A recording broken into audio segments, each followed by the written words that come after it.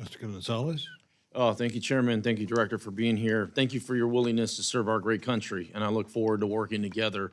It's not only how big the check is, it's where the check is going. And I love hearing some of your ideas of how we reform, how do we make it, how do we make things better. I represent a district that's nearly half of the southern border, been ground zero for a lot of the chaos that is happening. You already know this, but you have some of the best field offices in this area, right? The FBI office in El Paso doing amazing work. The FBI office in San Antonio doing amazing work. FBI office in Houston doing amazing work. Did I hear you correctly that there's a possibility as you right size, as you kind of once again put agents back out in the field, did I hear you right, nearly 100 agents maybe coming to Texas? About 90. Okay, perfect. We'll round up. We're here in the house. We're on pro. We'll round up. I love it. I think that's exactly the right answer, right? Let's get the bureaucrats out of D.C. and let's get the agents back in the field doing the work. The part I'd say too is your task forces are working, and once again, I look forward to working together, chatting about this more. Task forces work, right? And I want to start with the CT task force, counterterrorism task force. I think that's very important. The terrorist threat is as real as ever, and getting ahead of that, I think, is a big part of that. Once again, the FBI is the leader in this. They're the ones that you're the agency that has all the expertise and the ability to do that, but you need the force multipliers. Mm-hmm. You need the local and the state agencies to come alongside, all hands on deck to tackle this. The other thing I want to highlight for you, and then I'd like to get your response, is these anti-gang task forces, another task force that I think have just done amazing work, specifically going after some of these criminal illegal aliens, right? These TDAs, these MS-13s, these gangs that are in our country to the tune of over, yesterday, the Secretary of Homeland Security, Kristi Noem, she told me there's over 600,000 known convicted criminal aliens in our country.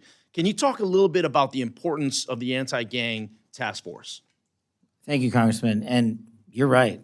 The best cases I ever made as a terrorism prosecutor was on the task force because we had embedded state and local authorities with federal authorities, state and federal prosecutors working every day together, bringing cases where you could bring cases because sometimes you couldn't bring them in state court and sometimes you can't bring them in federal court.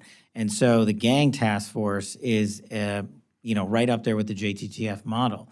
It serves the same purpose by allowing, my best example is the Virginia Homeland Security Task Force. We simply allowed access, placement, and location, and then we got out of the way, we being leadership.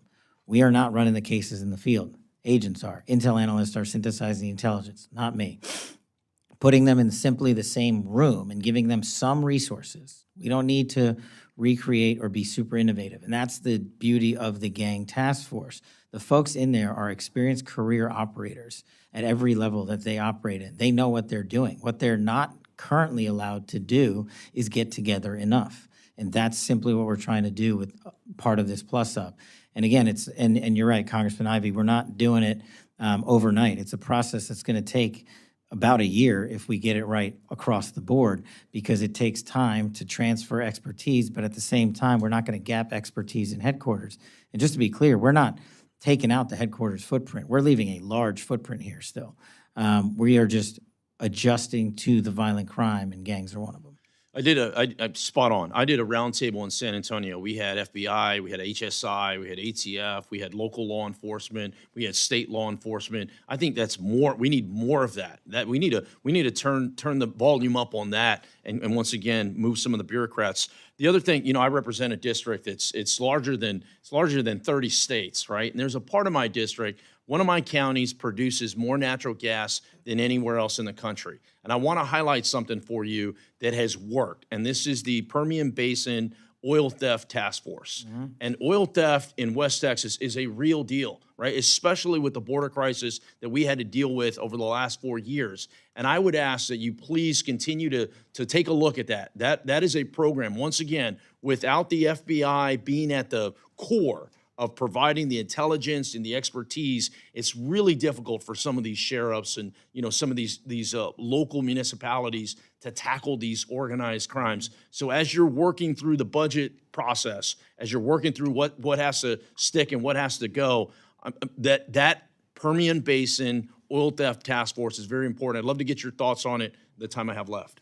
Well, I'm slightly biased, Congressman, because I do some of my hunting out in the Permian Basin and out in the Glass Mountains, so I'm familiar with that just by a matter of being there on the ground a lot. But it's an example of not just your district, but if you go out into Idaho and you go out into Texas or Arkansas or California even, or where have you, the localized problems that the national level can't understand or comprehend cannot be comprehended or understood by putting more people in Washington, D.C. That's what I'm trying to accomplish. These folks have the expertise and the knowledge, and if we put them in the field with your experts, then they can relay back to us, hey, did you know about this big oil problem down in West Texas? Sadly, most Americans don't, but honestly, most Americans shouldn't. It's not their responsibility, it's mine. And so that's what we're working towards. I'm looking to codify that. Love to continue to working with that on that and other things. Thank you again for your testimony today. Chairman, I yield back. Thank you, sir.